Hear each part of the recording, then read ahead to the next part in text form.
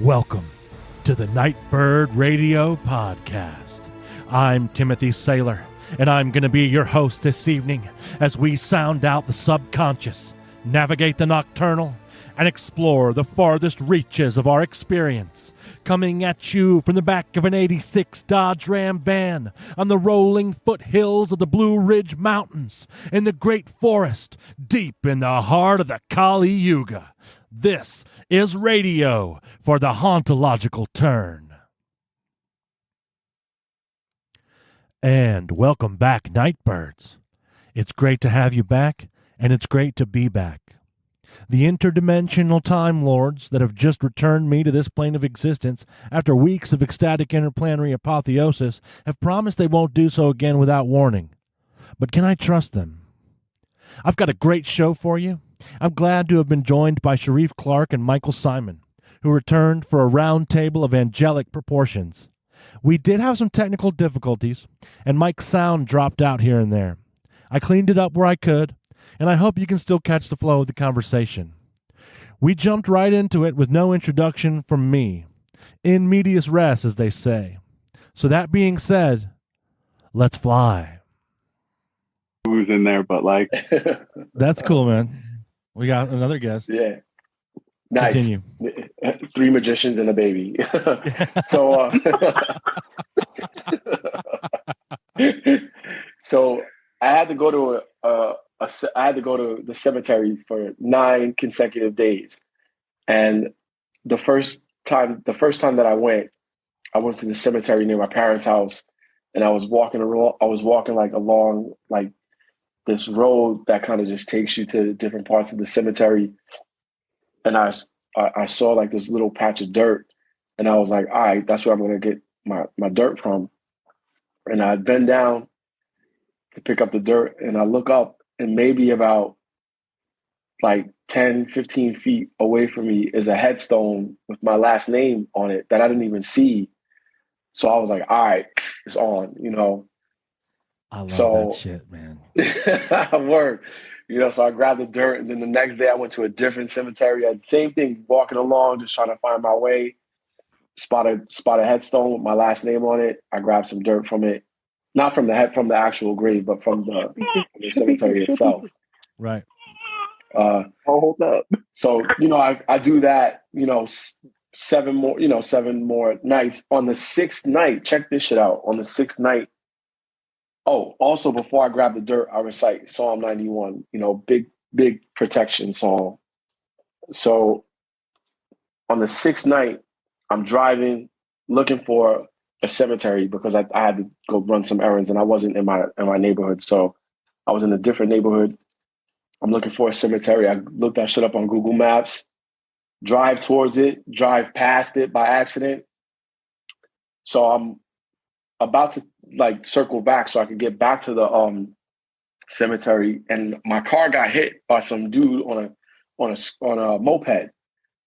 And I'm low-key panicking because my insurance lapsed in May. Oh, shit. So I'm driving around with no insurance. This dude T-bones my car. I parked the car so I can go see if he was okay, because he's on a fucking moped, and he just speeds off. He just gets back on his moped and he speeds off. And I'm like, yo, that could have went way worse. Like that, I could have got, like, I didn't get physically harmed or nothing. My car is dented and damaged, you know. But he could have been like fine enough to drive away. Yeah, exactly. You know, but you know, exactly. You know, and the fact that like there was no let's get insurance involved. That like I just felt like, yo, that I was protected, you know. And then of course, like the last day of the rite, I fucking reinstate my insurance because I spent like 3 more days driving around. I'm like, yo, I can't do this. Yo, what color was the moped and what color is your car? I drive a black 2019 Nissan Altima, and the moped was like it was like red and yellow or some shit like that. Man, that's the same car that I drove when I got hit from behind when I was in Arizona. Oh, And the insurance settlement is what I bought this van and the podcast gear with. wow. Yeah. Wow. Yeah, Yeah. bro. It was nuts, man. I I was mean, I like, guess all the right. Nissan Altima is kind of common, but I don't know. It was black too. I mean, what are the odds, But yeah, man, it was dope. And then the last day, I went and got my shit. I had scoped out a crossroad to do the ritual at, but so there was some drama that was going on, so I couldn't make it to the crossroads in time. So I had to do the actual ritual in my apartment. And the person who runs the course, they gave instructions on how to do the ritual if you're going to do it indoors. So I followed the instructions, and then I said, "Fuck it, I'm going to take all of the material. I'm going to leave that shit in the middle of a crossroads, near my crib." So I stepped outside, walked to the crossroads, dropped all the stuff off in the middle of the crossroads, turned, walked away. The next day, I wake up to a rant. Like I petitioned for a lot of stuff, mostly like financial support, whatever. But I petitioned, for some ancestral stuff and some roads to be made open, with regards to gaining full access to the ancestral traditions that I belong to, and some financial protection stuff and whatever. The next day, I wake up to a Cash App notification. Somebody who typically borrows money from me and never pays me back. They sent me $75, then they sent me another $25 off them, like out of the blue. Like I ended up booking a tarot client that night, so I made even more money the next day. I had a friend of mine refer me to their best friend, and their best friend booked a reading with me. So like within like 24 hours, less than 24 hours of me doing that ritual, like I got a little bit of cash to kind of keep me afloat until, payday and stuff. So I was like, all right, this shit's working. I also got like a very strong, it was interesting. I got like this intuitive nudge toward Saint Anthony. And the more that I thought about what I asked for, it made perfect sense to go to Saint Anthony, the patron saint of lost things, because what's lost is my family's history and legacy and tradition, especially with regards to how we our spiritual foundation, and our spiritual roots. That information is lost, So I was like, all right, Saint Anthony, we're about to get it in. That's cool, man. Yeah. So I'm gonna follow up that. I'm gonna, definitely start working with Saint Anthony, like very, very closely, Yeah, man, it was dope. It was a dope little. It was a nice couple of days, man. With regards to getting back and like doing stuff, because after my last luchadarium operation, I went out of the country, and so I couldn't. I haven't really been able to do too much magic because I just been traveling like nonstop. So as soon as all my traveling was done, I was like, it's time to get back to it. I had a pretty I kind of went to ground a little bit. I mean, I say that, but then I'm also constantly doing something, so it just like seems like I'm not doing much magic, but then I'm also like doing like ecstatic journeys while I'm running and stuff. So yeah, right. You know what I mean? I'm like, oh, I'm not doing much, and then I'm like, like jumping into runes in my mind. Yeah. It's like so heavily integrated into your life. It just seems like you're not doing it, when in fact you are. Yeah, like heavy dream journaling, like always like it's just funny, like, oh yeah, nothing major. I just like meditate for like an hour a day. Yeah. Like, what have you been up to? It wasn't always that way, man. Yeah, word, exactly. Like a light week is like, oh, I did some fucking songs and I meditated and I journeyed, did some journey work, trying to get back on my game. They're like, what? I'm still trying to figure this shit out. Yeah, I've been holding off just because my wife has been pregnant, and it's just like a big no-no to be doing really heavy-duty shit with like little kids and pregnant women in the house. So even then, it's like, oh, I'm not doing anything, and I'm like spending like an hour. I wake up at like 5 in the morning, spend like an hour in my room like a dummy, just like doing all this work and like feeling bad that I'm not doing anything. Yeah, it's funny. Yeah, right. Isn't that funny? Isn't that weird?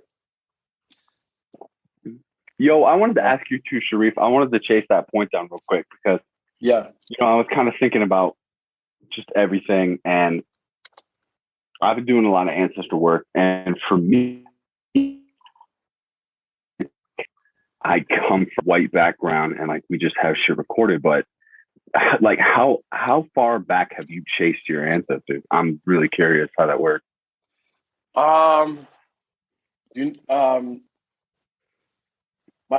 My former wife, she went on like this crazy spree on ancestry.com, like doing wild,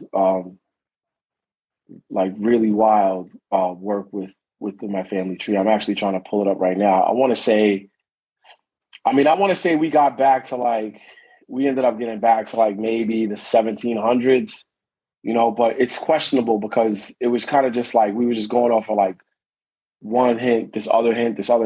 So there wasn't that much legwork to verify what she was finding. Do you know what I'm saying? We were just limited to whatever she saw on ancestry.com. But with that being said, I would say my mother was able to get us back to like the late or mid 1800s. I'm actually pulling up my ancestry.com shit right now, but there is there's a white man who was a sheriff who married, I don't know if she was Black or if she's indigenous or what, but he's definitely in my family tree on my mother's side. But because my mother's side has a majority of the European ancestry and, European and Northern European ancestry comes from her side of the family, like like England, Scotland, Ireland. I got some, I think some Scandinavian. So like the early 1800s, late 1700s is how far back I was able to. That's interesting.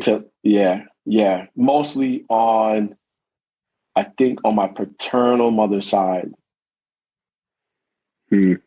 Yeah. Man, that's wild. So I'm looking at my DNA results right now based on Ancestry, and the highest percentage is like the Congo, central the West, Central Africa. But I have a relatively decent amount of European ancestry. I mean, I have, I got fucking Greece and Albania, 1% Greece and Albania. Like, what were they doing over there? Okay. That's probably way back. Way back, word, So I would say I have about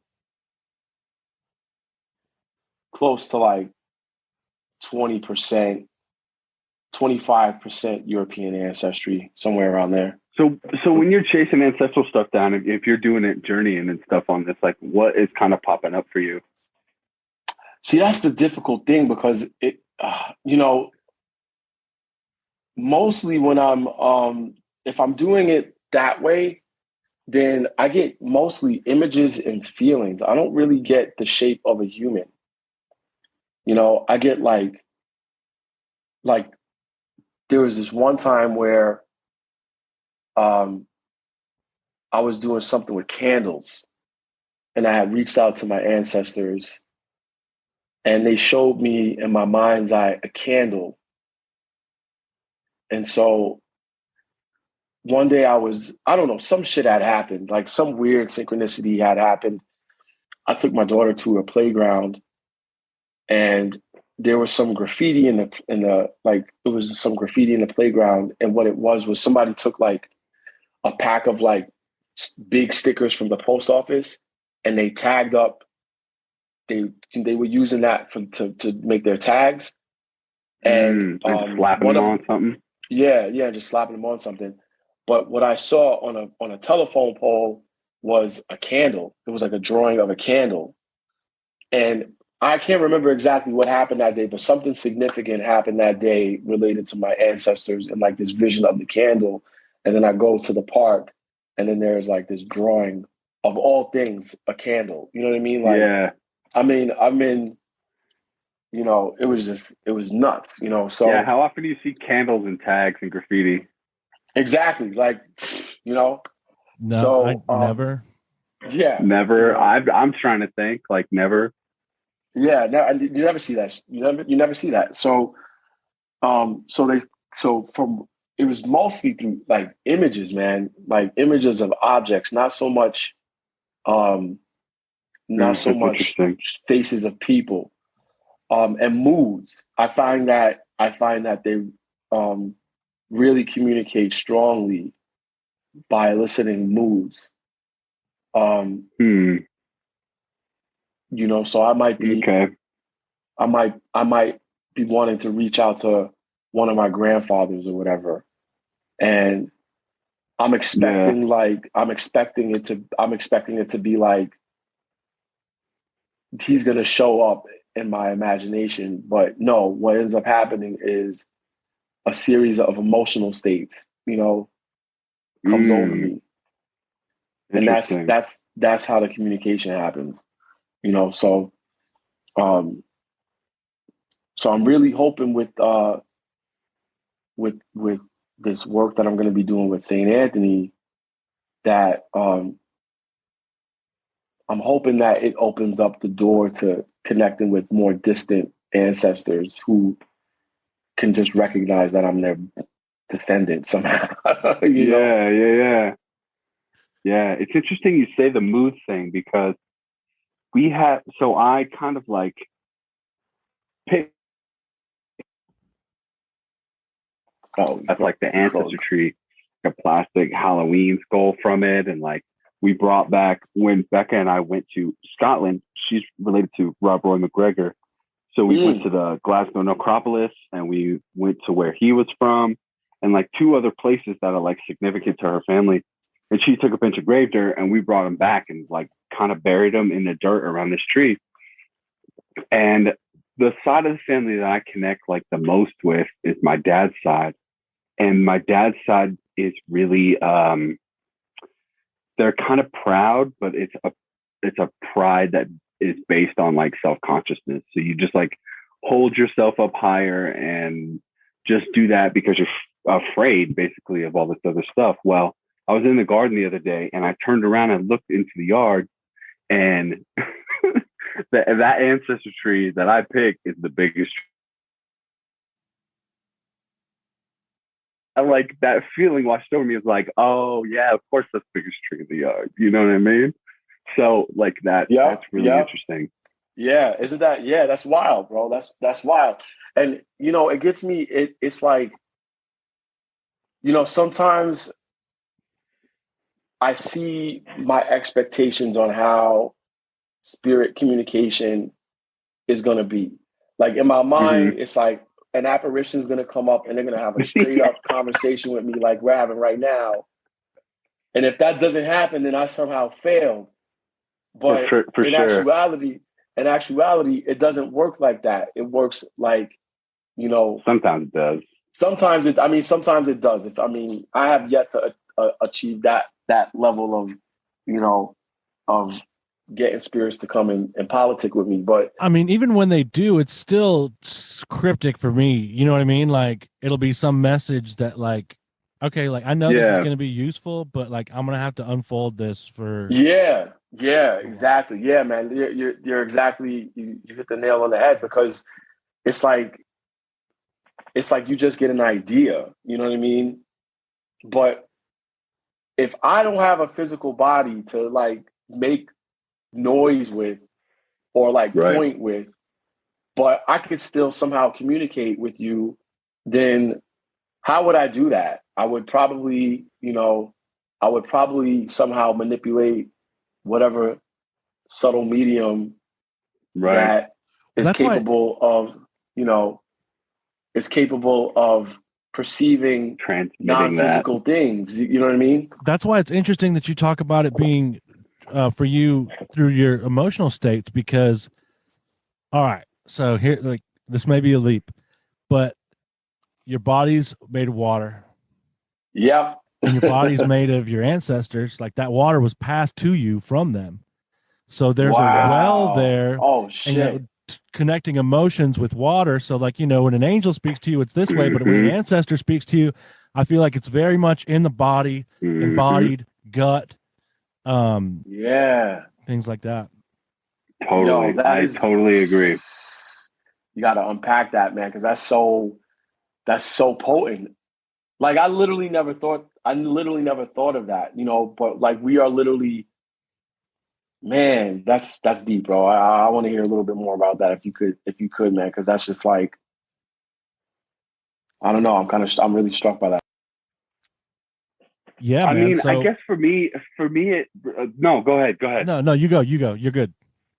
Well, I'm working Heathen Solo right now by Winifred Hodge. She basically, there's this like idea that what we have in Western culture for whatever reason, that like we have one soul, like there's us, and then there's like that one soul, and then like if you go into the Kabbalah, it takes it deeper, and there's different parts. The Egyptians have a couple parts. Like I would go out on a limb and say like most other cultures have this idea of a soul as like different pieces. So this woman has like pieced together the Norse Germanic, like, and of course there's like 9 different ones, right? So I've been working that, and the first one I got through was like, it's there's like this ancestral part of it, like there's the being who rotates around it and kind of like protects it, and it's an ancestor from way back who chose to like be that part that wards this soul part that comes in. He's always there with it, simply because like that was what he picked to do, and he could bring pride to his family if everybody could, like, if he could help people moving down the line.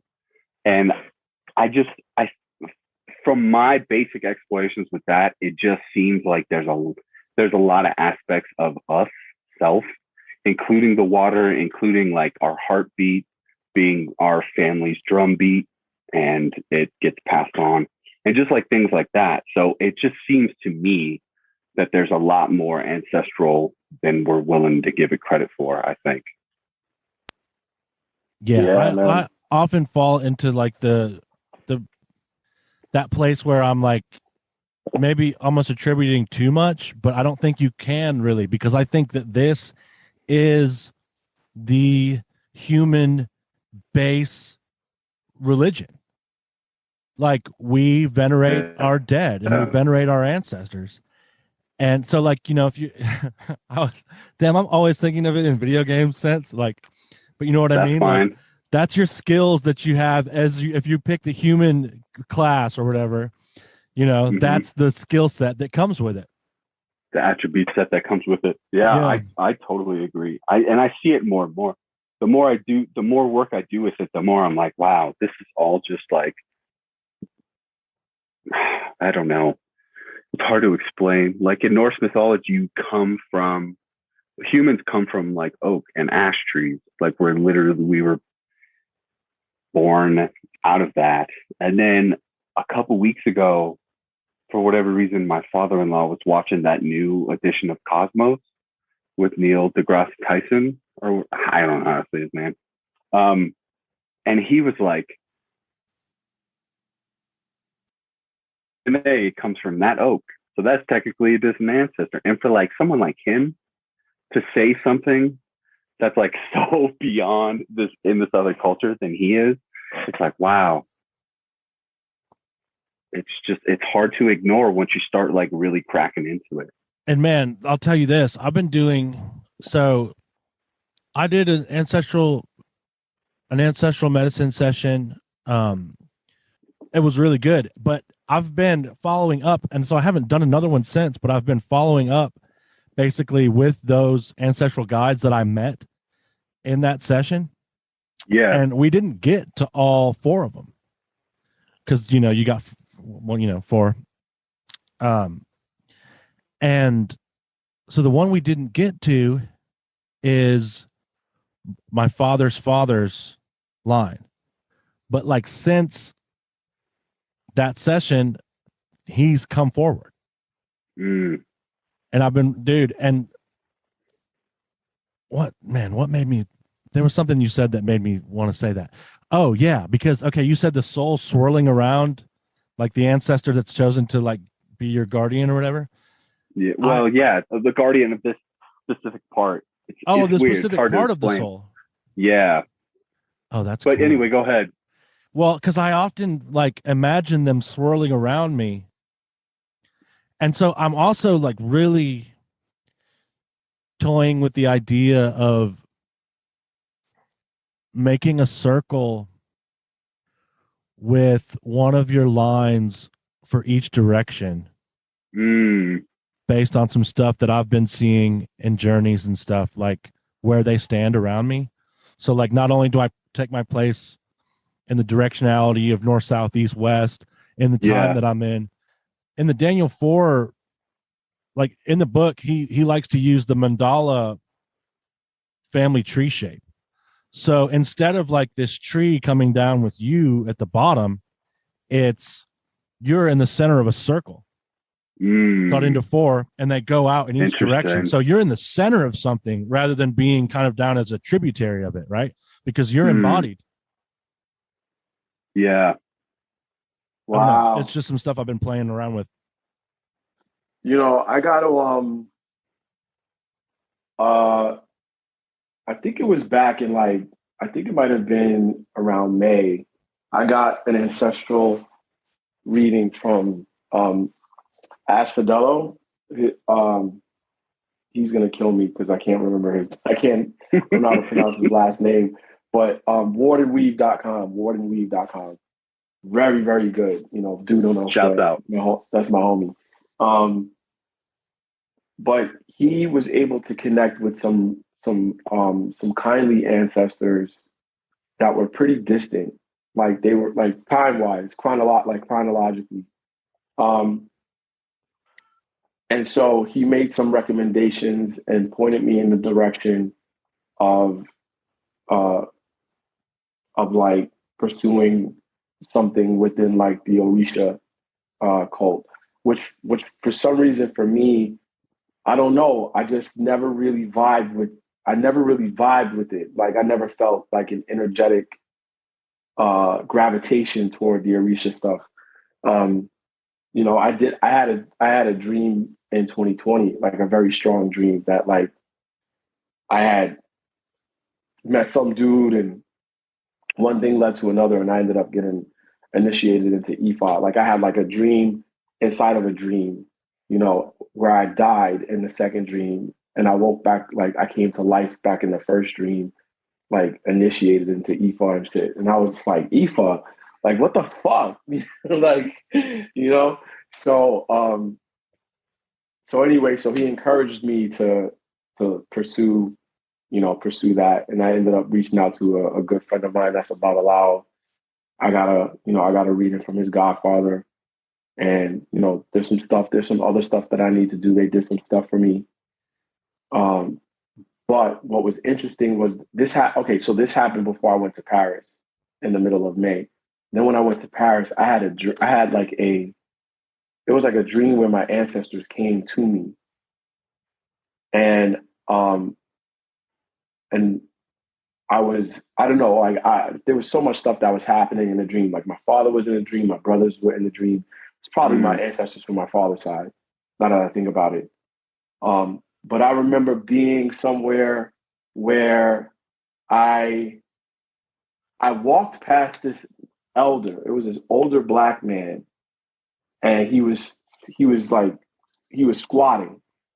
He was sitting in this area. It was mud, and he was squatting in the corner, like, but looking out at people walking by him or whatever. So I walked by him, and I went somewhere, and I ended up coming back to him. And when I came back to him, there was a woman with him. And I walked over there to him.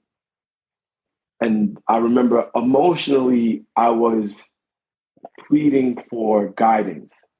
And I kept saying, I kept calling him Baba, Baba, which Baba means father in a number of different languages, Sure.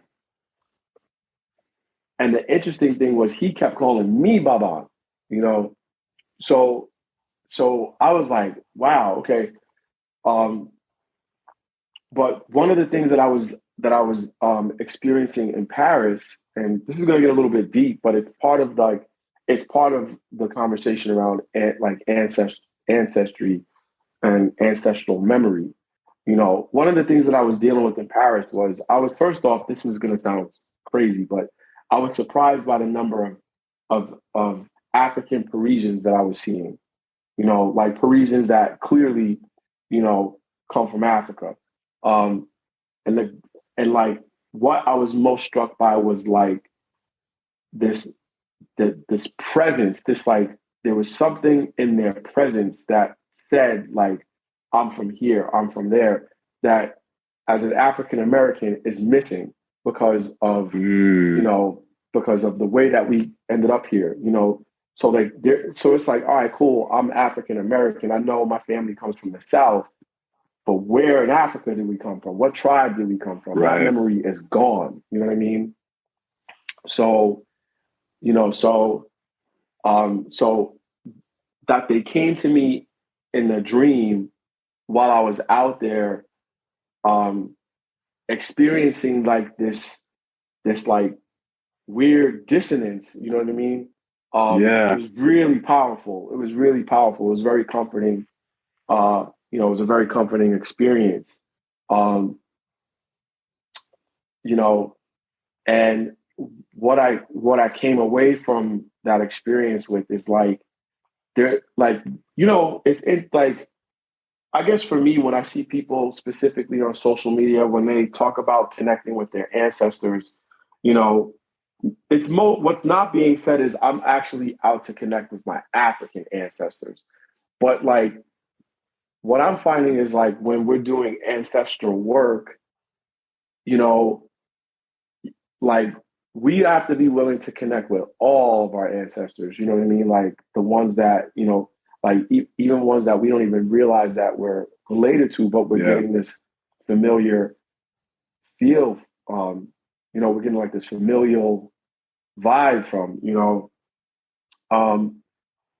so it's like, on the one hand, we're American, and you're taught you're Black and African American, when the actuality is, we are African European descendants that just, we come from, like, some of us, not all of us, but a large population of people that are quote unquote Black, also have this European ancestry, because due to one thing or another, like however shit went down, you got to own that.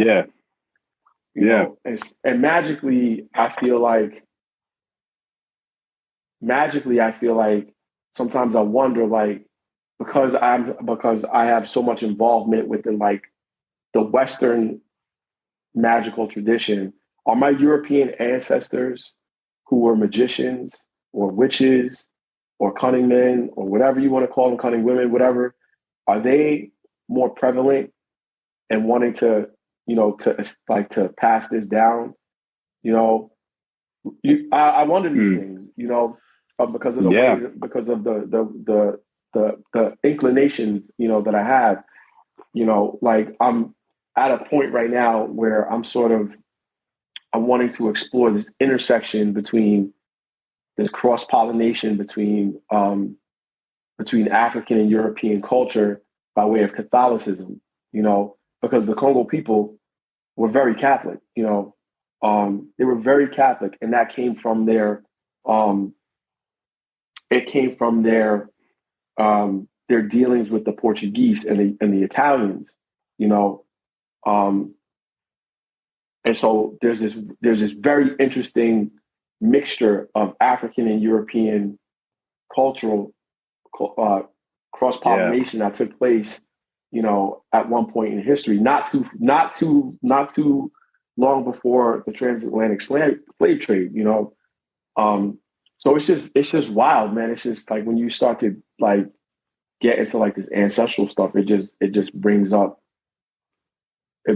so much. That's the crossroad. Yeah, man. Yeah, man. So I struggle with the consistency of my ancestral practice, I guess, because it takes a certain skill to trust that what you're receiving, is like my expectation is that like it'll all be revealed to me in one foul swoop and I'll know exactly what to do. But experience shows me that it's like, no, it's breadcrumb. It's like a breadcrumb trail, that leads, deeper and deeper and further inward into places that you can't even fathom, can't even imagine, but the work to do there is to just like verify, and keep going. Man, I'll tell you this, keep going. It's going to sound kind of crazy, but talking about going deeper and deeper to places you wouldn't imagine. Like, yeah, when I go back to some of these ancestors that come to me, man, like I'm not even sure that they're, for one, human, and another like from word. Because like where did the like that direct, like however you think that we got here, like how did that direct, like where did that directed panspermia shot come from or whatever, like. Or that's wild that you're getting hits like that. I've never had anything like that. How does that feel compared to like human ancestors? Do they come across differently? So there's this one guide, and I'll tell you this, man. In the session, there's one guy, like one of the guides for one of these lines was like, okay, so you look at the ancestors and you say, would one of you come forth that wants to like aid in this healing or whatever? And so like an ancestor or someone came forth, and you ask, are you an ancestor? And so I asked, are you an ancestor? And they said no. And then I'm directed to then ask, well, can you take me to an ancestor? And they said yes. And we got like, I mean, like basically took off and flew to like this, dude, it's crazy, man. It sounds crazy. To this, we flew to this this temple in like a rock floating in space. And when we got to the ancestral guide, she looked at me like she had to figure out what I was for a second. Wow. Yeah. And it's been, man, and she shows me like all these symbols and stuff. Like it's crazy. Like, yeah, it's cool. But yeah, dude, at first, like her presence was, so like the guide asks you, like, so what like vibe are you getting from this person? Like, is it a good vibe? And the vibe I got from her was like, it's intimidating. Like I had to ask her to turn the volume down. You know what I mean? Mm-hmm. And like, man, dude. And like some of the stuff that she's shown me, and like, because like I'll go kind of on these spontaneous journeys, but like I'm in the context of like, this is a healing, ancestral healing journey. Right. But I'm just going to let them take me on where they take me. And on so like the stuff, space. Yeah, dude. Right. And so like this, like one time I went to her thing and she showed me like the tree of life. Dude, I don't even know. Like, and basically like I watched it unfold where like the people were kicked out of Eden. And this is interesting, Mo, because this goes back to something that we talked about. But there was this, and this is like UPG, whatever, man. You know what I mean? But like that in this vision of that going down, when the people were kicked out of Eden, the angel standing there with the burning sword, there was a sense of like he's standing there waiting for his siblings to come back. Interesting. You know who that angel is, right? Yeah, that's Uriel, isn't it? Yep. Yeah. Which is interesting because, yeah, man, because that's your whole, the divination by word of Uriel. But he's also the angel that hands a book of angel magic to Adam and says, here, you can't, it's dangerous to go alone. Take this. Oh, man, that's really cool. See, I didn't even know that. Yeah. Like, in I think there's a Hebrew tradition where, and I can't remember what the book is. Shariyf probably knows. Is it? Oh, is it Sefer Raziel? Oh, yeah. Like, holler at us. Is it Raziel? Okay. Yeah. Yeah, I mean, so that's a wild ancestral memory too, man. Well, speaking of ancestral memories, we were texting back and forth, and we were talking about how there's this there in all of these cultures, there's like these parallels with this Enoch becoming Metatron, becoming angelic. You know what I mean? Mm-hmm. And the first thing that the operator, well, not the first thing, but like one of the first treatises in Sefer Raziel or Liber Solomonus is knowledge of the stars. You know, it's an astrological treatise. One of the first things that Enoch is taught is the stars. You know, yeah, he's brought up there and toured around. Yeah, he's given a tour. He's given a celestial tour.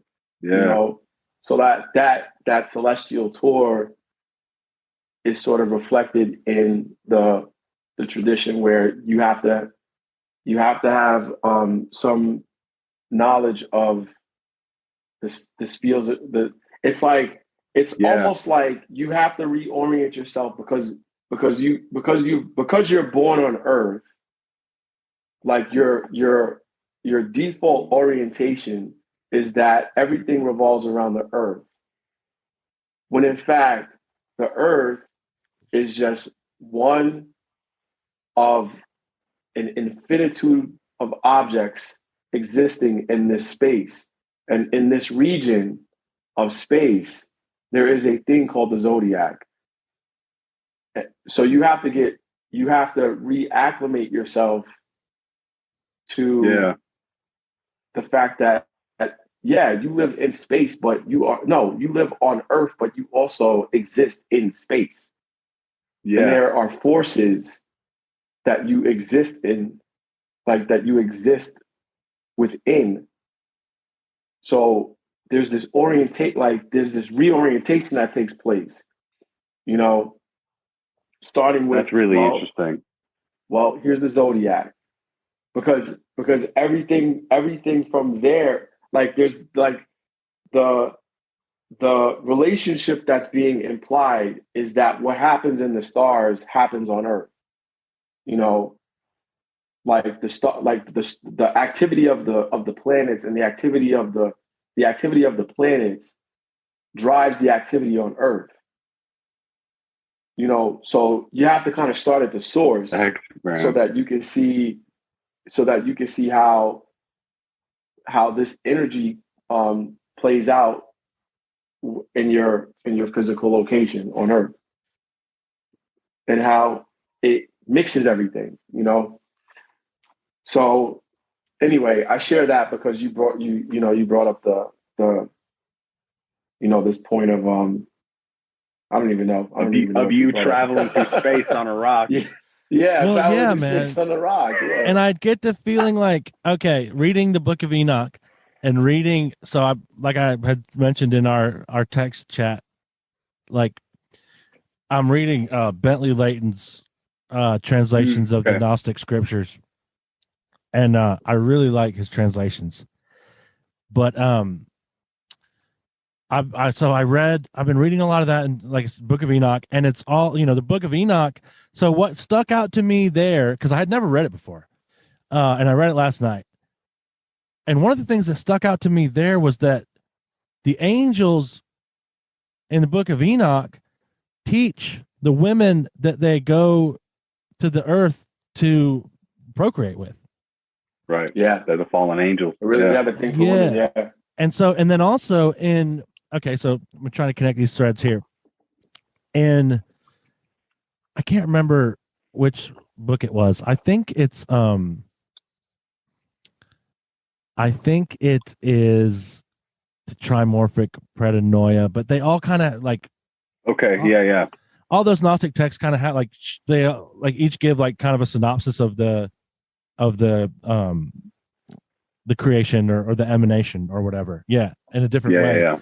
And so in the one I was reading, and I think this is the Sethians that especially have this doctrine, but like, so to in their kind of mythological continuity or whatever you want to call it, the sons Cain and Abel are actually not the descendants of Adam. They're the descendants of Eve and Yaldabaoth, who defiles Eve.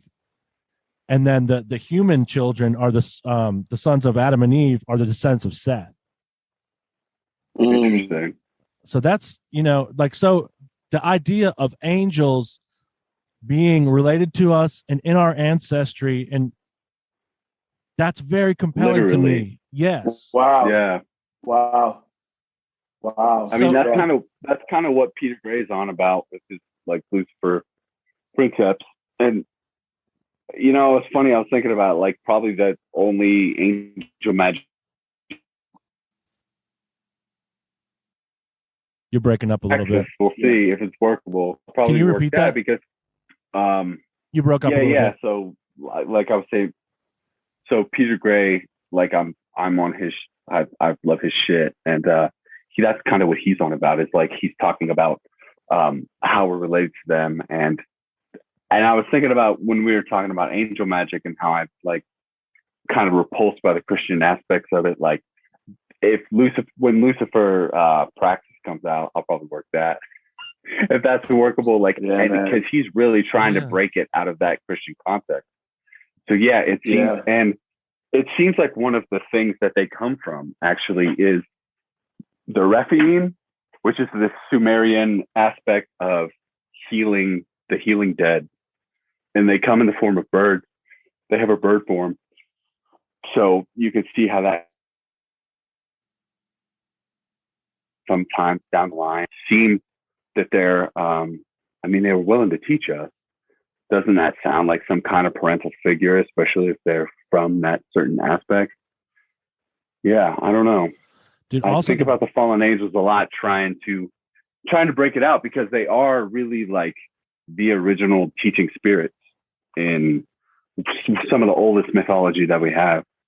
The Book of Enoch hits really different if you read it. Like the God in it is the demiurge, and he's punishing these angels who are actually teaching us the truth and teaching us the arts of magic and metallurgy and all these astrology, how to paint your eyelids. That's in there too. Yeah, man, that's wild. That's wild. Because I think one of the major points of the angel magic course was that we receive culture from the celestial spirits. Like they gave us culture. So then I guess that begs the question, then why?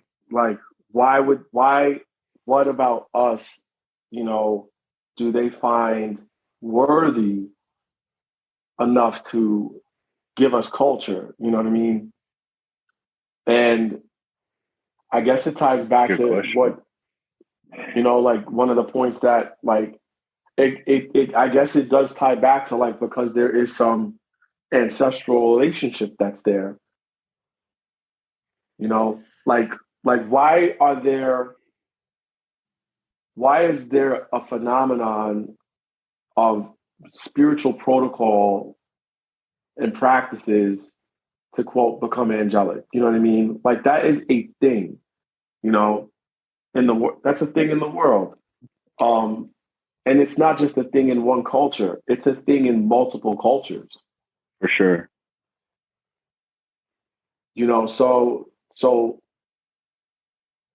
there is something to say about this necessity to establish or rather reestablish the kinship and the kinship between man and our celestial.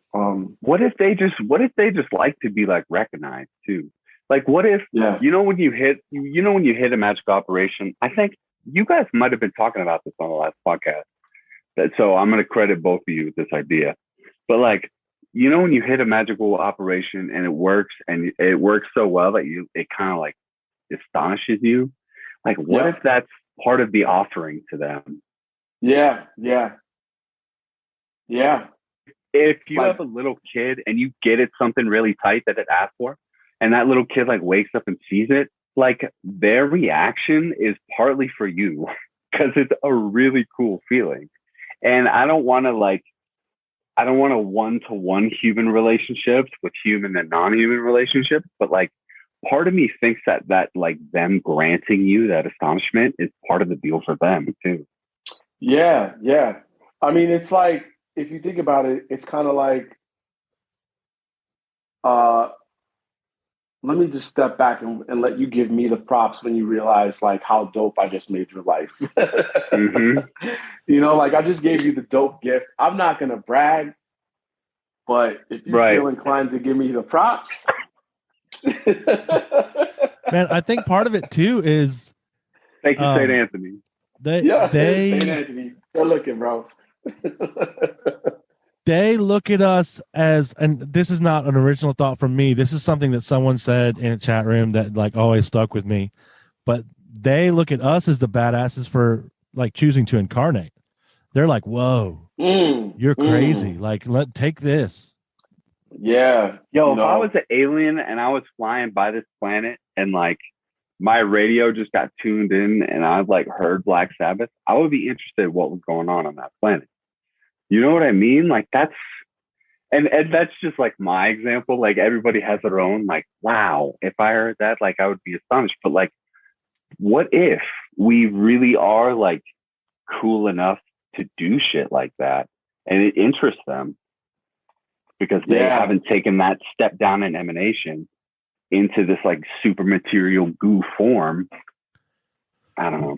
Another thing it talks about in the book, about a lot. Another thing it talks about in the book of Enoch, just because it's fresh on my mind, is how the angels were interested in coming down and experiencing incarnation in that way. Like, well, they wanted to fuck. Yeah, right. They were like, yo, I'm trying to fuck. I could go up here with this dude. I could go up here with this dude. Or like, I could go and I could show them shit which would make them more inclined to fuck. Right. Like maybe humans are just sexy, man. I think so. I don't know. Word. I don't know, but you see these like, for lack of a better term, like sexual inclination in like abduction situations with greys and lizards, right? You see like anal probing, you see sex, you see insemination. Like you see all these other things happening. Yeah, but like I don't know how to connect those and there's like medieval fairy stories where people go in and they have sex with fairies in the fairyland or they, there's all this throughout human history, there's this like mingling of bodies essentially. There's something that just came to me, and there's something about like, see, we have physical bodies, so we have physical senses. So, you know what I mean? Like there's things that we can experience that can't be experienced without physical senses. You know what I mean? And then even when we dream, there's still some semblance of like sense activity, but like So I could understand the appeal of something that primarily exists independent of sensory instruments, wanting to, by choice, acquire the ability to sense, and forego for a short period of time in relation to eternity, forego the existing as like, in this state where you're just like, where there really is no boundaries between you and everything else, because you don't have the instrumentation to segment you from everything else, Right. So sound vibrations, light vibrations, like they don't come through these things that are transparent. You have to become like a brick wall in order for sound to bounce off you and absorb and be understood. And there's something I get it, but also kind of fucking sucks just to hear music. I mean, kind of catch-22, I guess. There's something about dying, I think, that's important too. So so having that experience and then dying, I think that is the gateway to some other state of being, right? And so the fact that the angels wanted their descendants to experience death.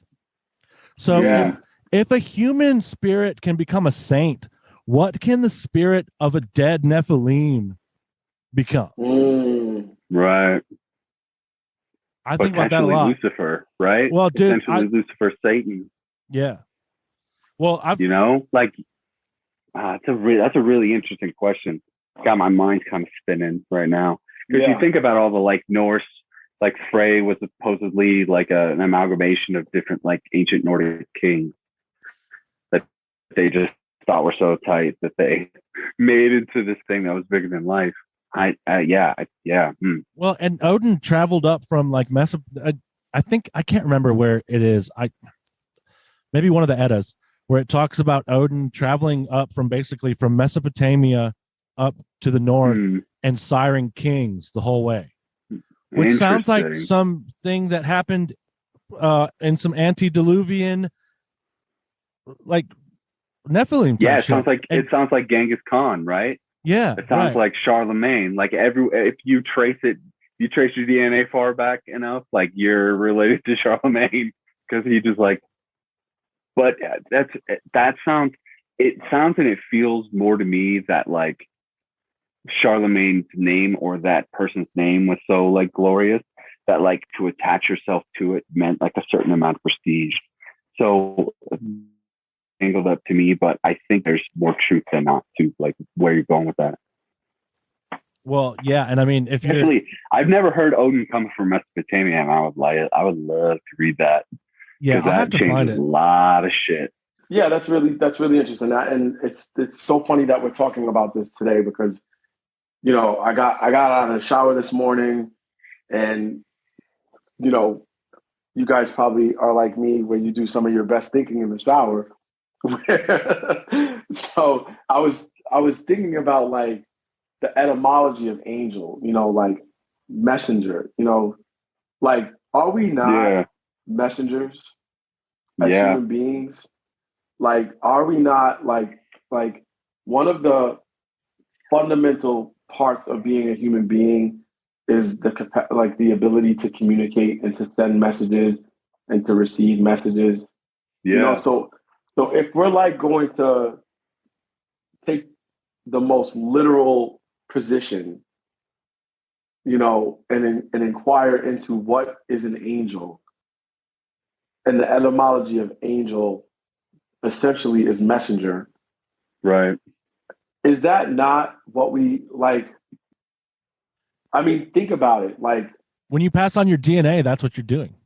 Yeah. You're giving you're passing data onto something else, right? Like all we can do is pass data, like biologically, verbally.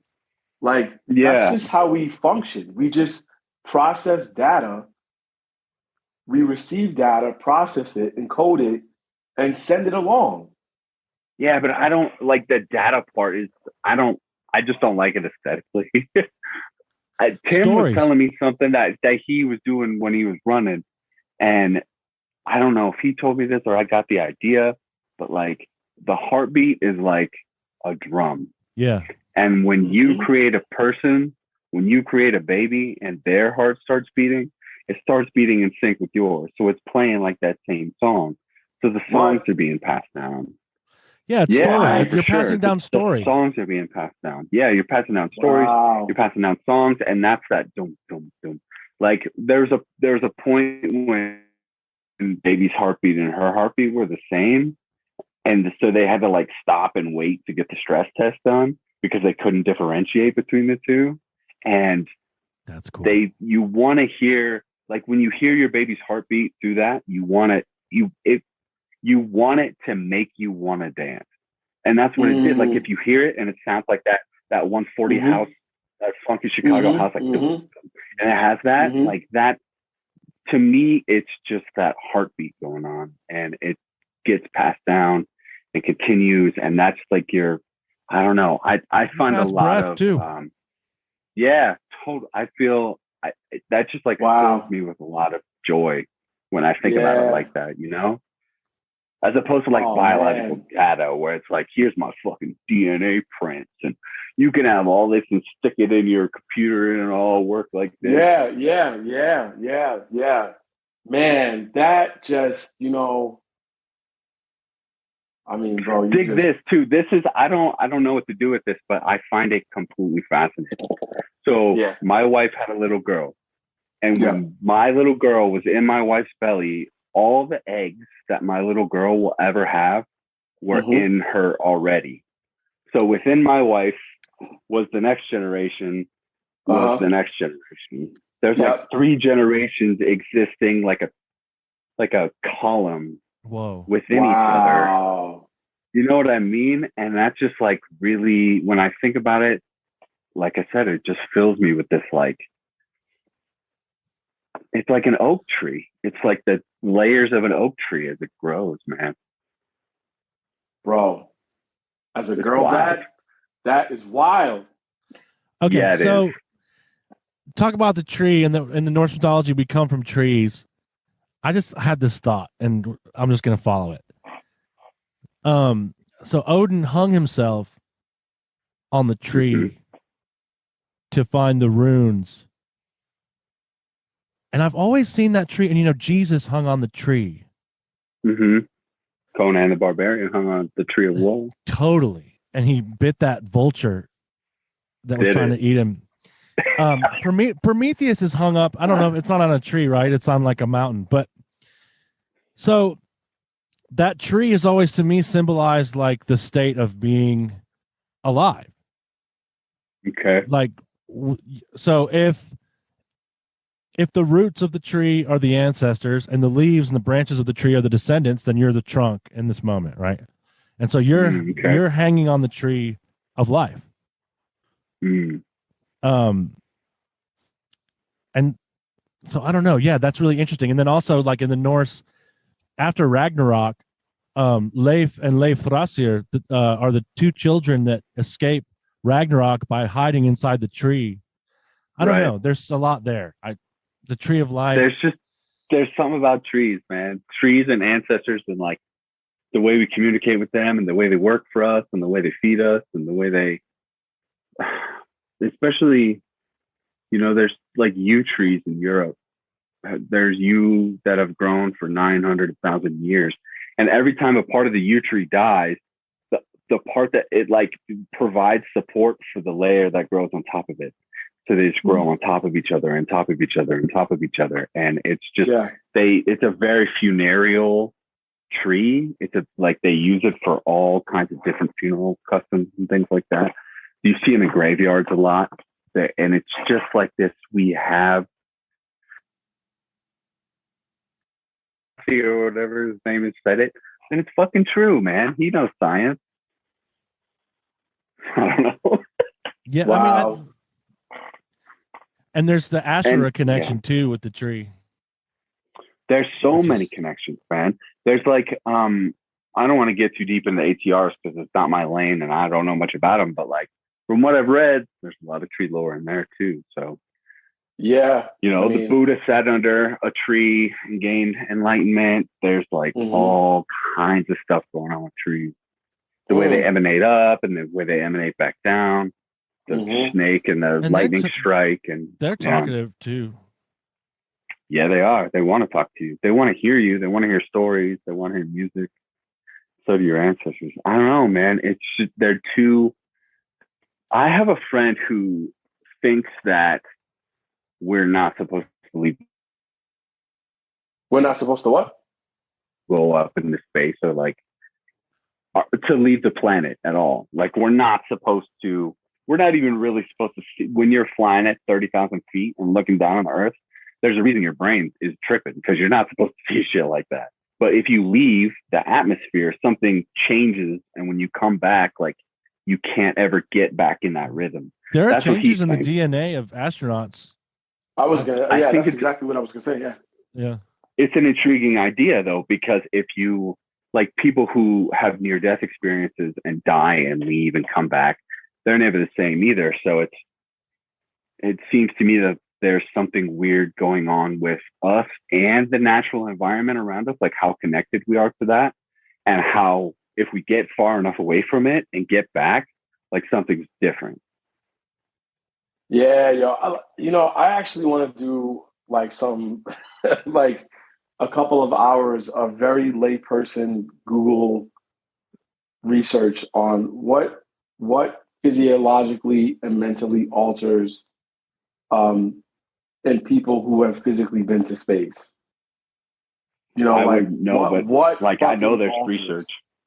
Yeah. Yeah. So one of the things that actually causes, or this is a theory, obviously, but I think it sounds pretty legit, is that one of the things that causes mutations in like chromosomes is that like space particles will fucking hit them and like break pieces off of them.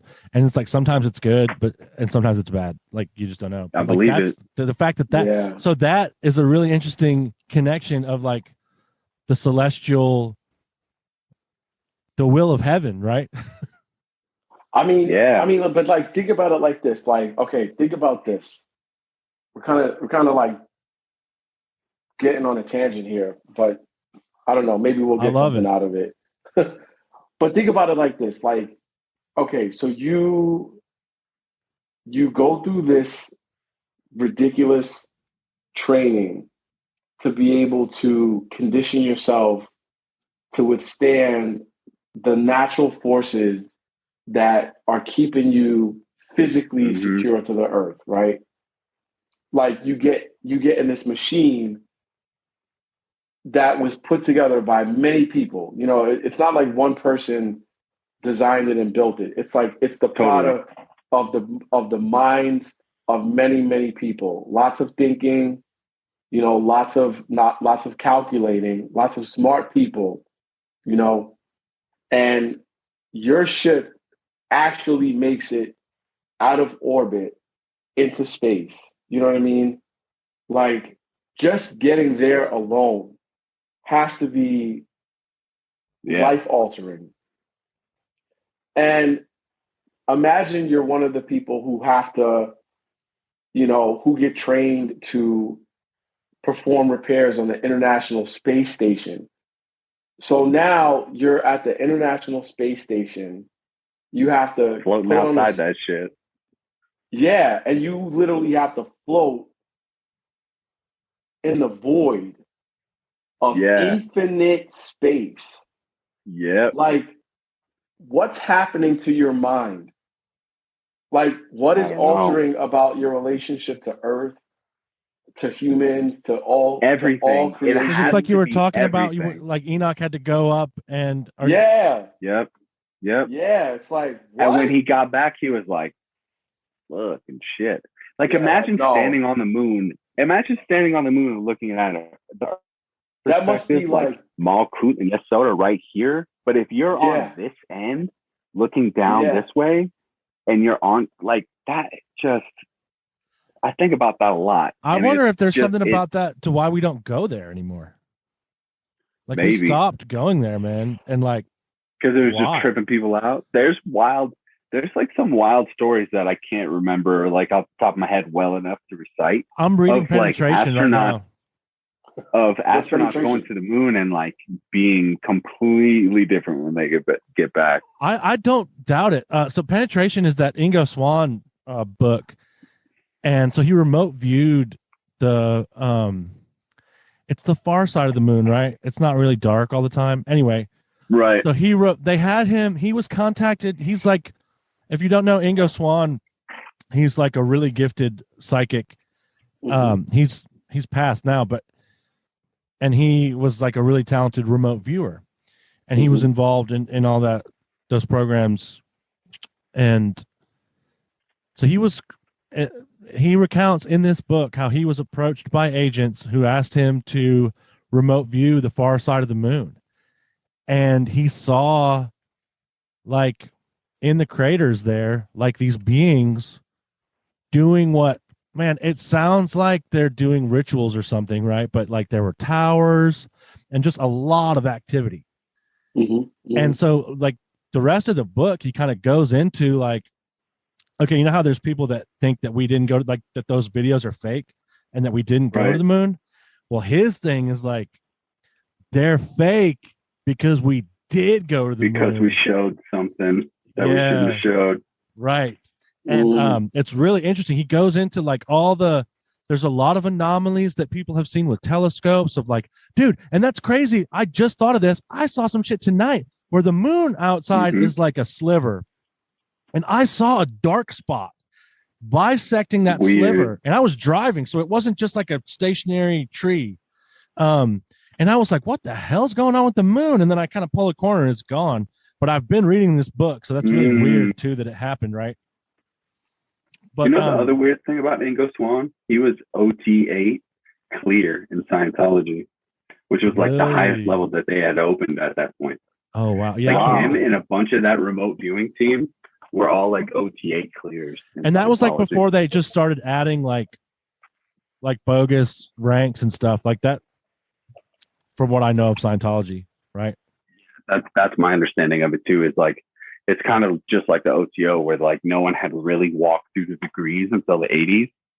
So no one had really as high as everyone had gotten that far. But like a bunch of those dudes, even in SRI, which is the Stanford Research Institute, they were all like hooked up with Scientology, which I think is really interesting. Yeah, the connection there is always interesting to me, especially like, you know, obviously you go to the Jack Parsons, L. Ron Hubbard thing. That's like really fast. Yeah, man, that shit gets way off in the weeds too. So yeah, but it's that connection between space and us leaving space and like the occult dimensions and all this stuff is something I think about probably in an inordinate amount. Yeah, you know. Yo, let me ask you something though, Shariyf, because I'm curious, and I think it kind of relates. Do you find astrology gets you, if you time your angel operations to like astrological good looking times, do you feel like you get better results? You know, to be honest with you, I don't necessarily factor in the astrology. I don't factor in what's happening in the stars. I do pay attention to what's going on with the moon, because at least with the Heptameron / VRL 1115, the spirits that you're calling on are sublunar. They are under the moon. Under the moon, literally. Yeah, they float between the moon and Earth in like Orphic mythology, like the aerial spirits. You know, cosmonauts saw angels when they went into like low Earth orbit too. By the way, I'm just interrupting, but I believe that. I totally fucking believe that. But anyway, keep going. I'm sorry. So the spirits that you're working with are said to be, well, let me back up, because you have to sort of like go further into the sources to really see what spirits you're kind of working with. But like, so one of the source texts of, what would become the Heptameron is Sefer HaRazim. Okay. Now, when you work the Heptameron and you're conjuring you're entreaty, like you're performing the entreaty of the angels, which is basically you're calling on all of the angels of the day, and the planet, right? You're also calling on an angelic overseer. Now, here's where things get tricky, because in the Heptameron,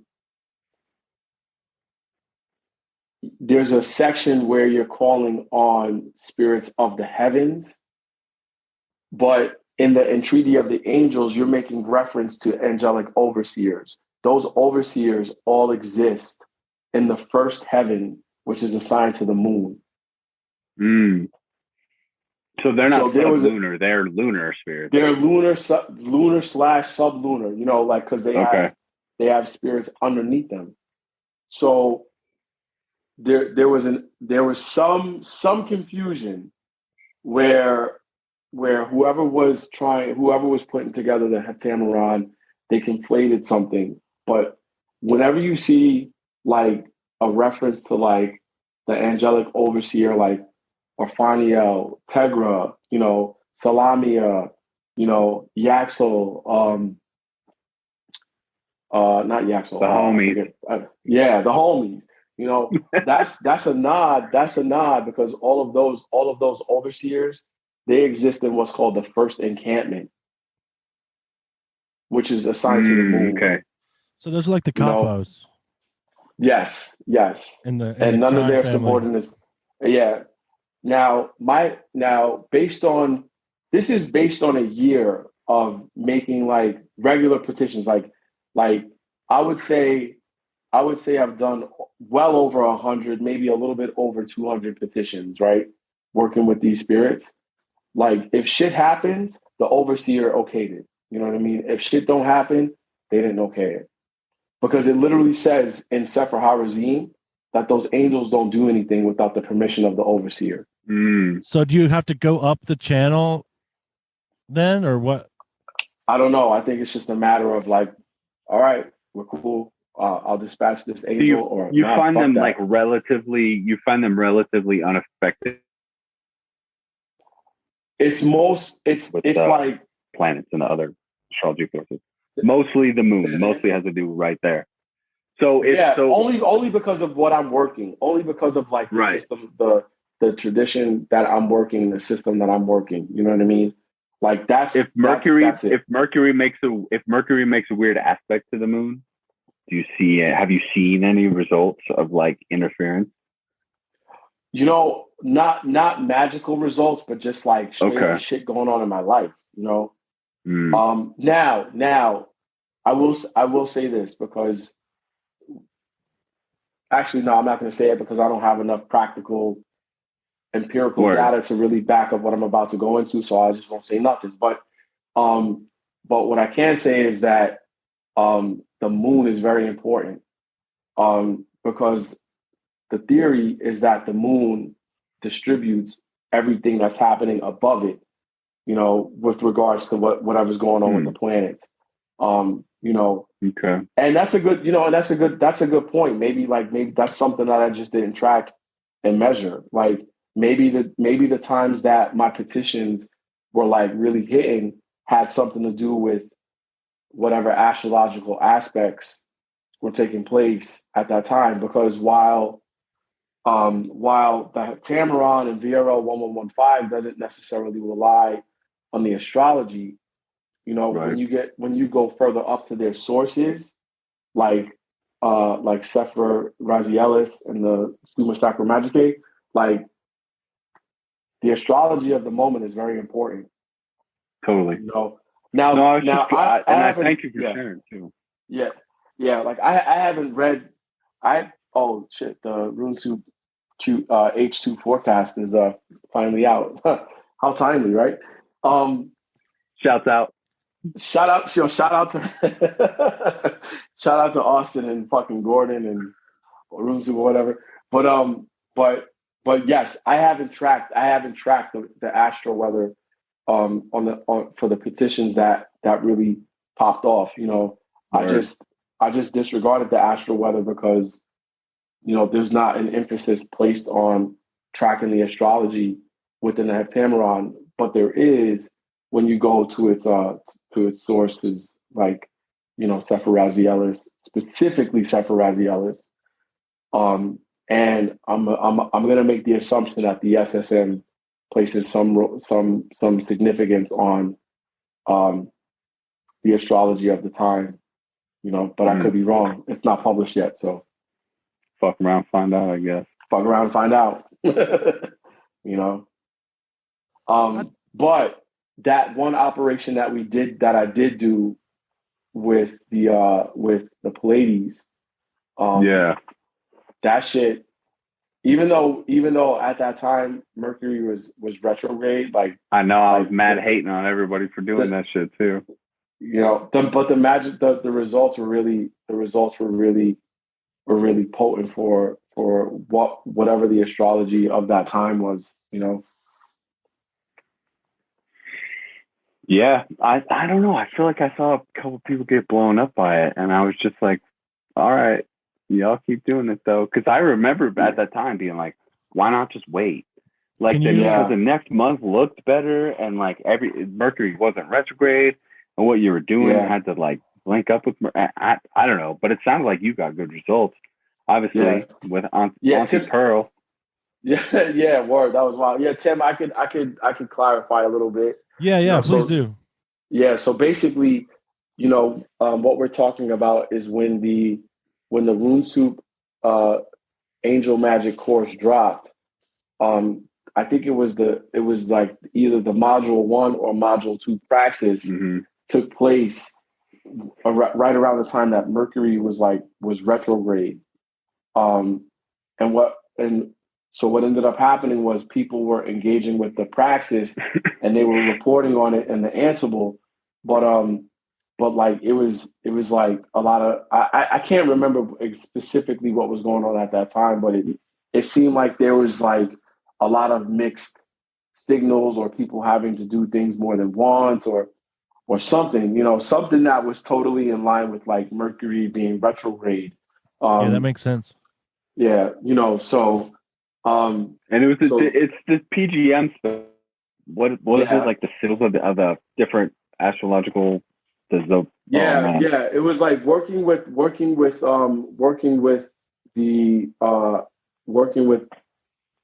an angel of the constellation of the Pleiades. Like and the seven sisters, and like one of the stars of the Pleiades, you know. So is that the Gordon, bay leaf crown? That's the bay leaf crown. Yeah. You know, so I you know what? I fucked around with that shit. Yeah. And he got good results, and I saw people getting potent results. Yeah. But like maybe not what they expected. That's like a nice way to say it. Some honestly. Trickster stuff. I was like, why don't people just wait?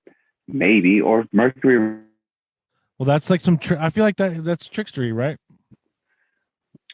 Yeah. Well, you know, the thing about Mercury being retrograde is that while things can get, and I think even some shit got crossed up with some stuff that I was doing at that time, but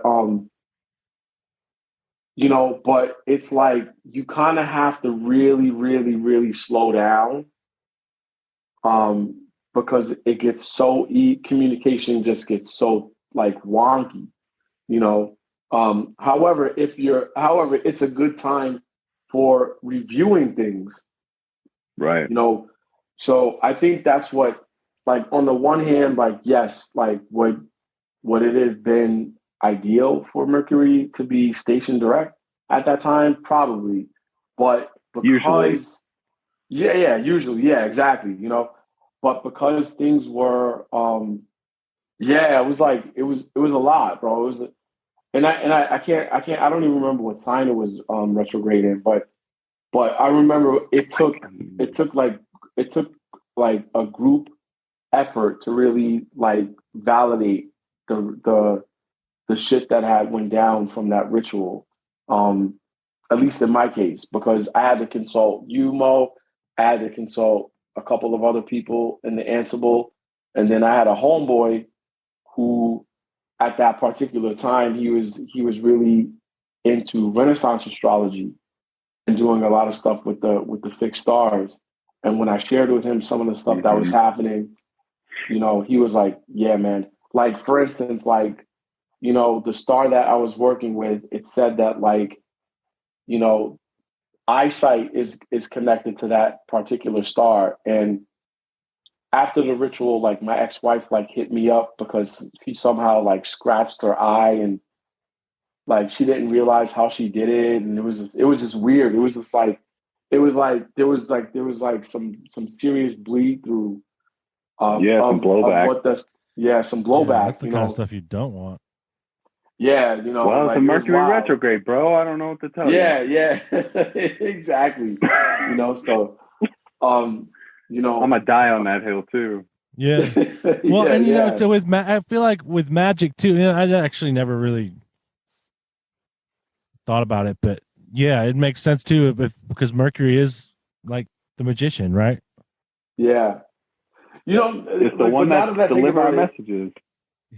But now that I think about it, it's like when you bring in astrology into the mix, because there's a lot of magic that can be done, and you know, we can argue that the magic is done independent of astrology.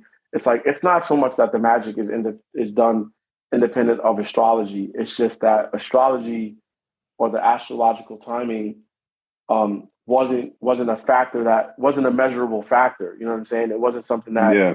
It's like if you're driving a Porsche, you know, and the Porsche has a particular instrument that measures like the airflow.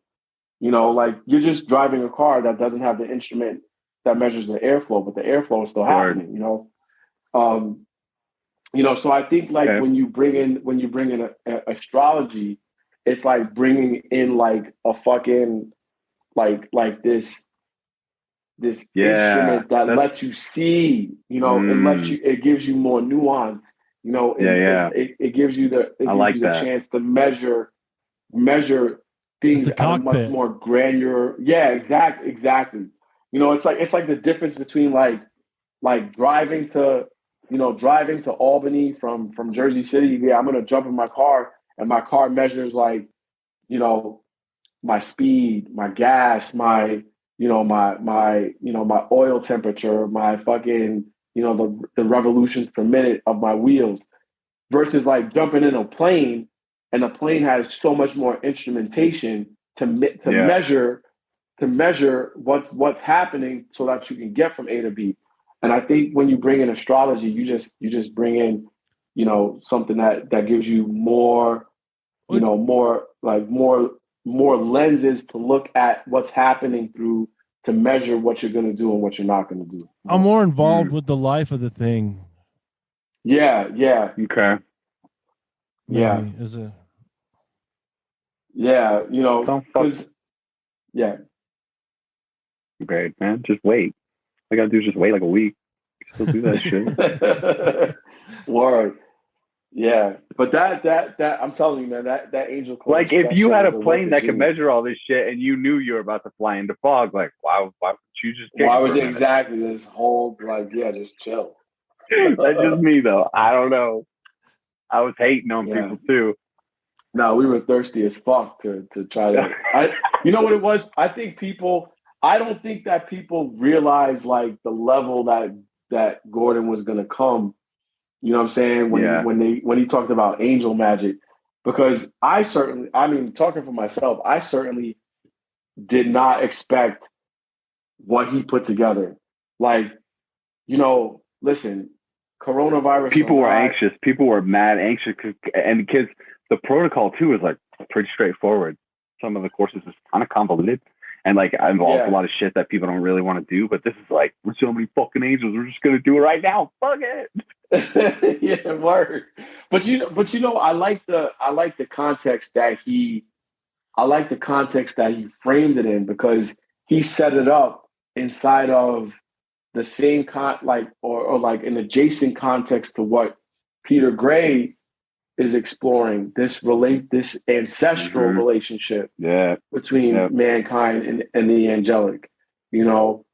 So it wasn't just like, I'm going to teach you about angels and I'm going to tell you how to do angel magic. It was like, no, what we're going to do is we're going to start from a particular point of view. And that point of view is, if you look at what has been written religiously, symbolically, historically about man's relationship, or humankind's relationship with the angelic, we receive culture from the angels. So there is an ancestral, what's implied is that there is an ancestral tie there, you know. So of some sort, for sure. Even if it's just lineage, but I would argue it's more. Yeah, you know. So like, let's look and see like how we can plug into this, so that we could that's their mandate. Explore it. Yeah, that's what God made them for. He's like, you're here to help them. Go. Mm-hmm. You know. Well, that's why the Lucifer stuff is interesting, right? Because mm-hmm. he wouldn't bow to the humans, but he certainly seems involved. Right. You know what's interesting is, like, if you like I haven't read much Sufi material on this, but there are certain Islamic sects that look at the story of Shaitan as like, he was unwavering in his devotion to God, so much so that he was willing to tell God, you're wrong. Do you know what I mean? So it wasn't so much that like he hated humans and wanted to torture humans for the fuck of it. It was more like, why would you, God, who created me, ask me to bow down and prostrate myself to one of your other creations rather than you? It seemed so. There's like a passion that's there, you know. Well, there's also like, I'm gonna jump in and say I like that. I don't see him torturing really anybody except, you know, maybe Job, but that was on God's behest. I see God doing a lot of torturing. Yeah. It's like, yo, how bored are you that you got to make humans suffer? You got a whole ass universe. This is how you want to spend your time? Like, yeah. And then at the end, if he's like, you know what? I don't know. We're just gonna go for it. I'll just send my kids. Fuck it. We're like, fuck this. Well, man, you know, I'll just put all this on this kid right here. Here we go. I will always bring that Gnostic perspective, and that's really more of like Jesus is like a rescue mission from the higher God. So there's the silent, unknowable Father. No, man, I really like the Gnostic stuff. But it seems to me like the more historical stuff I read, that Jesus was sent to return them back to Mosaic law because there were people who were subjugating over them, specifically the Romans, and there were people who were, what's the word I'm looking for? Collaborating. There was your religious leaders are collaborating with your imperial colonizers. It's like he was sent here to be like, all right, A, you guys can't do this shit anymore because it's not that. And B, it's like, now God is the Father. That means none of you are fathers. That means we're all brothers and sisters. Let's like move back into the world. And he would bring these people in, and he wouldn't like take them up to heaven. He would bring them in and heal them and send them back out into their community as like some kind of this like walking beacon to triangular community. And I get the Gnostic takes and I like them. I love the Gnostic stuff. Like, don't get me wrong, but like the universalization of Jesus to me 2,000 years later is just, it's something that doesn't hold up.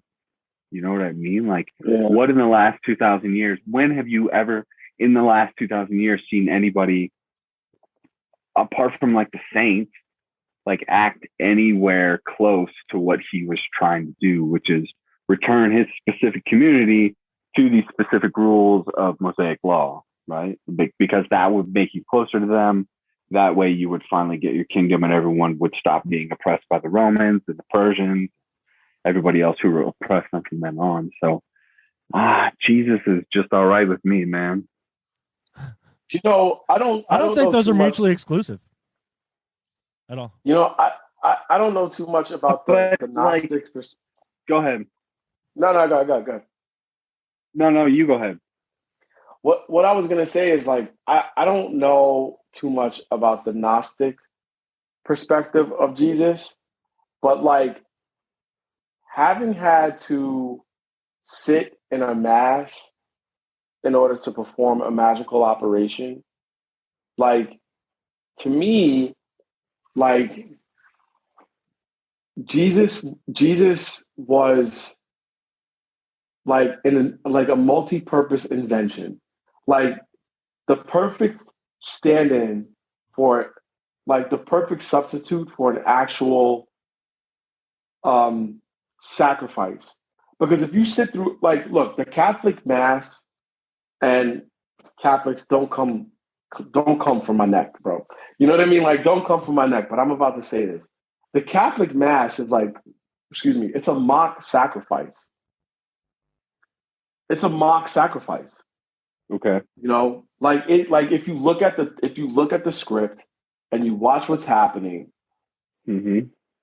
You know what I'm saying? It's like it's a mock sacrifice to absolve the congregation of their sins. It's the symbolic equivalent of literally killing a lamb because you fucked up, and now you got to make penance with God. But the rules you're fucking up are specifically the rules for these tribes that were lost in the desert, yeah, exactly. And that's like a metaphor. But also, we're not lost in the desert, so we don't like. If you put the 10 Commandments outside your courthouse, what you're signifying to me, because you need these 10 simple ass rules to not kill each other. Like, it's just these rules belong to, like, if you're a sinner, it's according to these things that belong to the certain people, and like I have a real problem with Christianity, and I'm really trying to resolve it. And I thought I had it about a year ago, but it just seems to me that like we are taking on way more than we need to be. And I don't understand the cultural pull, because if we can go, like, we're going back into ancestral traditions and we're finding all these things that are like not necessarily free of Christianity, but like they seem pure to me. And I don't know why that is. So when you go to mass, and I understand why you do it because you're working with a certain current, but like to me, if I'm coming in and someone's absolving me of my sins, like I think there's a particular rules. Like, no, it's tough for me. I think I don't mean to come at it from a moral perspective. I think there's a technology behind sacrifice. Yeah. Because look, like, for instance, you know, I go to the Babalao, I get an Ifa reading, he reads me, you know, whatever Odu falls, I got to make a sacrifice. You know what I'm saying? So I have to make the sacrifice. Offering. Yeah. So there's something about the tech. Like, I hate to talk about it like this, but since we're all rune supers, we can look at it like this. But there is a technology behind sacrifice. You know, now I haven't explored it from that perspective. Like, I'm going to explore this phenomenon called sacrifice, but I did see something. I did see some sort of parallel between, like, okay, in order for you to like, one of the requirements of successfully performing a heptameron operation is 9 days of purification, you know, 3 of which are the most strenuous, and you have to at least make Holy Communion. You know, all right, cool. So you go to the church to make communion, and what they're doing is they're performing they are performing a sacrifice, but without actually sacrificing an animal, So they figured out a way to hack the technology without performing the actual killing. You know what I'm saying? Like, at least from a magical operative perspective. Yeah. Like 2,000 years ago, that was probably a brilliant innovation in religion. Or like, you know what? Maybe somebody was like, maybe we don't actually have to kill animals. Maybe we can come up with something else that could serve the same purpose or have the same effect. Let's test it out. Let's invent a guy and fucking, I don't know. For sure. I have no clue, and I don't mean to, trivialize it, but that has absolutely crossed my mind. And for me to see it be so central to the African traditions that are free from like the Judeo-Christian, some of them are free from like the Judeo-Christian morality that goes around, that surrounds like the sacrifice of Jesus. Whereas like sacrifice is kind of like, you should expect that you're going to have to fucking sacrifice a few animals to make things right with your ancestors, So there's something about the technology of sacrifice that we just haven't explored, devoid of the Christian context or any other religious context that would taint the purity of seeing what are the first principles at play when sacrifice is done. When there is an authentic sacrifice. And as far as I know, like, the Catholic Mass is a work of art because it's figured out a way to sort of replicate the same results that it would get if Jesus were a man and he were dying on the cross, and this, like we were saying, his funeral, Yeah. Like, they figured out a way to elicit the same response, so. Well, isn't it just headless rite, right? Because it's situated. It's kind of like the headless rite. The masses, it serves that same kind of technique where it's like you are declaring yourself that you are all these things, which makes you worthy of the working that you're about to do. So like the priest, literally in the Catholic Mass, the priest literally becomes Jesus Christ incarnate for that moment. Right. That's another part. Yeah, that's another. So he literally transfigures himself into that situation. So like, that's another I understand why you think it's brilliant, because it's like, there's no denying that the Catholic shit is fucking, it's cool, man. It's got all the shit you need. It's got the robes, it's got the wands, it's got the song. It's tight. Like, it's got the atmosphere, but like there's just other ways. But maybe for specific magic context, like, you need the Catholic Mass. And I for the very reason that you pointed out. But it's for the very reason that you pointed out, because the second piece, because remember I said it's multifaceted, right? So the second piece is that you get possessed by what the Catholic Church calls the Holy Ghost before you go and practice that. Right. Just like Jesus. If you put it all together, right? If you put it all together, standard Hatameron operation, right? You limit what you eat, you limit who you talk to, you limit your participation in activity that can be viewed as, what is it? Inappropriate. Okay. And then on the last 3 days, like, you limit yourself to one meal a day. And at some point you have to go to the church to make communion, which communion is the transmutation of the blood and bread and wine into the blood and body of Jesus Christ, and the operator has to eat that. That's a link. So my assertion is that what's at the heart of Catholicism and what makes it possible, what makes it powerful, is the priest's ability to get possessed by the Holy Spirit. Okay. possession is the crown jewel of Catholicism. It would be hard to argue with that, for sure. But it's not framed that way because, there's so much baggage around the concept of possession. But that priest, they put on all of those garbs. They're like God on earth. You know what I mean? They literally are. And that's what happens to Jesus in the first chapter of Mark. Yeah, and they perform this miracle on him, right? He gets baptized. The dove descends. Yeah, he goes fucking crazy and runs into the desert for 7 days. Doesn't talk to anybody. Not eating very much, right? Like thinking about being holy the whole time, abstaining from sin. Goes and hangs out with the devil. There's like a lot going on. So, and that's why. I won't say it. Yeah. I don't need to bring that shit up. Anyway, go ahead. Nah, but that's it, bro. That's it. I mean. There's probably if you're looking for that authority to work that certain spirit context, then Catholic Mass for sure. Yeah, just like if you want to work a PGM right, like the headless rite would be a decent place to start.